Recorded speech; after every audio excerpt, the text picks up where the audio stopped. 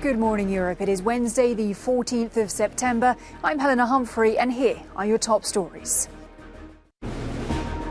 Ukrainian President Volodymyr Zelensky vows that normal life will return to recently liberated areas as soon as possible after a stunning counter-offensive. The coffin of Queen Elizabeth II returns for a final night at Buckingham Palace before lying in state ahead of next week's funeral. And Serbia's authorities cancel a large gay pride event in Belgrade, saying it's too dangerous to hold, leaving organisers furious. These are the remnants of Russia's occupation of northeast Ukraine. Tanks and other vehicles abandoned after its forces made a seemingly hasty retreat.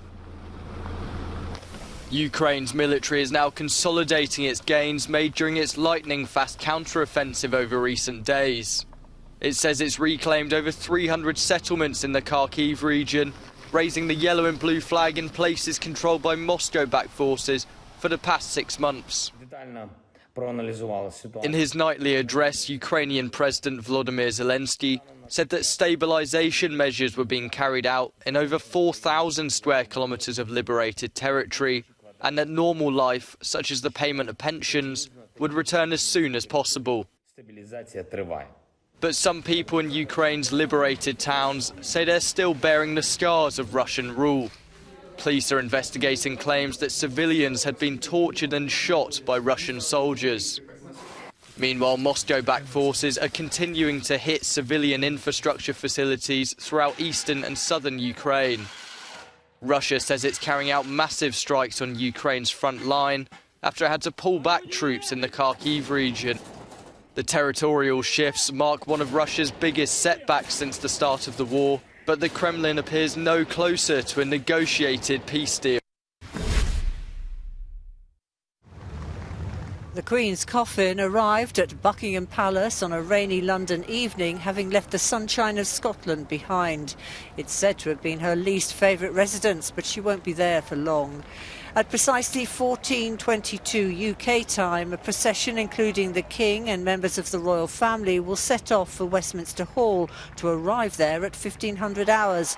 After a short service, the Queen will lie in state there for 4 full days. Earlier, the Princess Royal had accompanied the coffin from Edinburgh. Princess Anne has been by her mother's side since her death and on Tuesday released a heartfelt statement. "I was fortunate," she wrote, "to share the last 24 hours of my dearest mother's life. It's been an honour and a privilege to accompany her on her final journeys. Witnessing the love and respect shown by so many on these journeys has been both humbling and uplifting." King Charles and Camilla, the Queen Consort, who are now in London, earlier visited Northern Ireland as part of a tour of the UK as the new monarch. They met political leaders, attended a service at St Anne's Cathedral and greeted crowds. I'm very proud that I'm here today, and hopefully we can see King Charles move the Northern Ireland question forward and achieve a situation where we can have peace in these islands for future generations. I got to shake his hand and I was able to pass him on a scarf from the Northern Ireland Scout Association, and I was quite thankful to have it. Walked on to the next person. It's very friendly. London is now bracing for hundreds of thousands of visitors over the next few days, culminating in Monday's state funeral.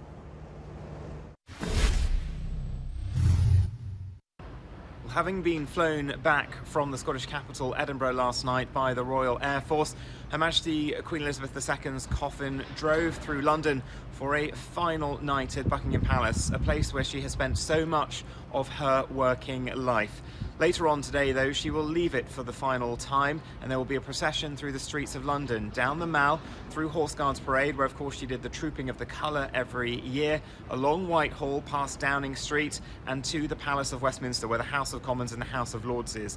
Part of that building is Westminster Hall. It dates back over 900 years to the time of the Norman invasion. It's the oldest part of the palace itself, and it has played host to many events through the years. It was originally this original site of the British justice system. There were courts in there, but it's also a banquet hall used by the likes of Henry VIII, and it's been used for the banquets of coronations and monarchs ever since, but also for their lying in states.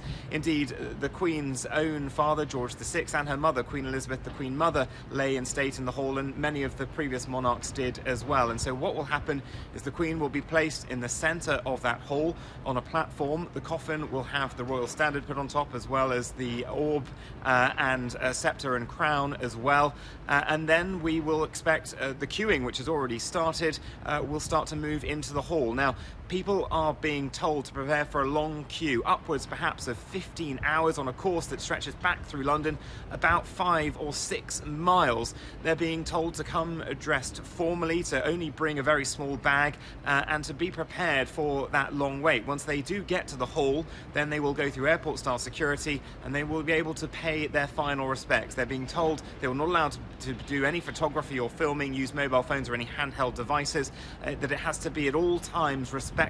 And that will go on until 6:30 a.m. on Monday, the actual day of the funeral itself. They're anticipating that as many as 750,000 people might have passed through the hall at that point.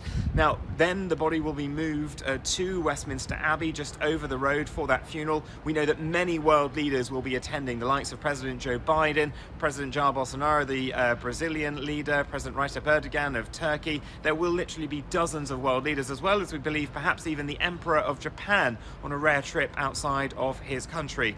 Then the body will be taken to Windsor Castle, where there will be a private family burial. Vincent McAviney, Euronews, London. Serbia's police have banned a Euro Pride march planned for Saturday in Belgrade. The notice comes at the 11th hour after weeks of tension over staging the event. The authorities have cited a risk of clashes with far-right anti-gay activists. Pride March organisers are nonetheless furious.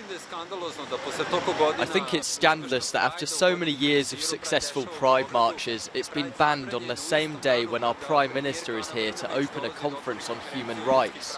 The reason for the ban supposedly is a threat to safety and security.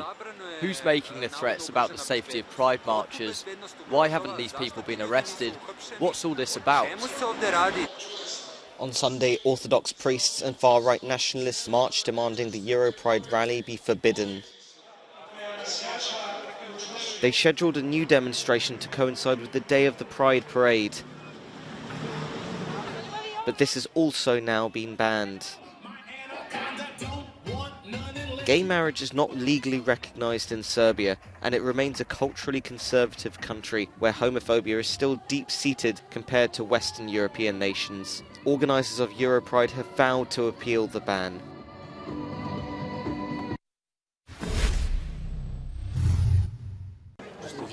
At the former home of iconic film director JeanLuc Goddard, who died aged 91 on Tuesday, local residents in the Swiss town of Rolle are paying their respects to the man who's credited with revolutionising the cinema world. I had the chance to meet him and I asked him, "Aren't you Mr. Goddard?" I think that lots of his films are going to be watched again. He was very frail, but he was our Goddard, always wearing his hat. French President Emmanuel Macron paid his respects to Goddard, who was born in France and pioneered France's new wave cinema movement, saying his death was the loss of a national treasure. Dying with him are his very fixed ideas about a type of cinema that maybe doesn't exist anymore, or at least not in that style. It's a style of cinema that leaves a legacy. And the good thing about films is that we can watch them again.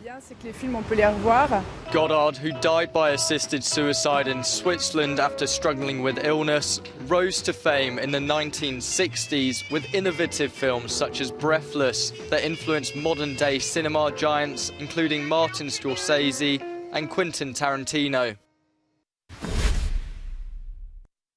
We're back after a short break. Don't go anywhere.